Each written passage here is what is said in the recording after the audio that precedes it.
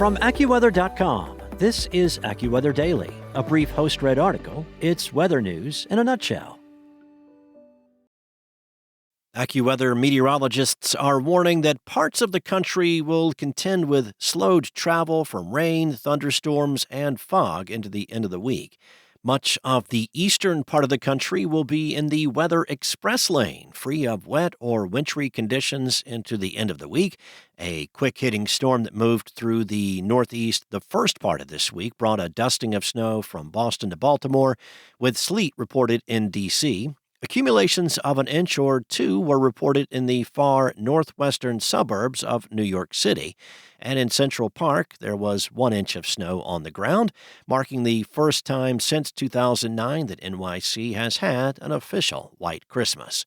An area of high pressure will set up shop across New England into the end of the week, resulting in good weather for holiday travelers into and out of the major hubs of the Northeast. However, motorists traveling westbound on Interstates 70, 80, or 90, or air passengers with routes through Chicago, may run into some weather-related slowdowns.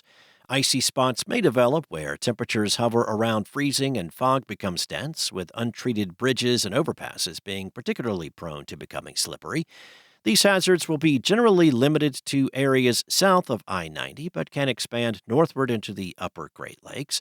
Farther south, a zone of rain and thunderstorms is expected to soak the middle and lower part of the Mississippi Valley. The primary hazard for motorists along Interstates 10 and 20 will be reduced visibility due to heavy downpours. A handful of thunderstorms may produce gusty winds, but the greater risk for severe weather will be today across eastern Texas, southeastern Oklahoma, Arkansas, and Louisiana. Each of the storms will track far enough inland to produce rounds of accumulating snow and slippery travel across the central Rockies into the weekend.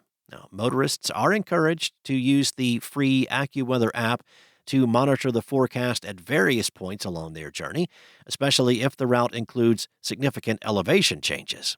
This weekend, travelers in the east will contend with wet weather returning as moisture slowly advances eastward from the middle of the country.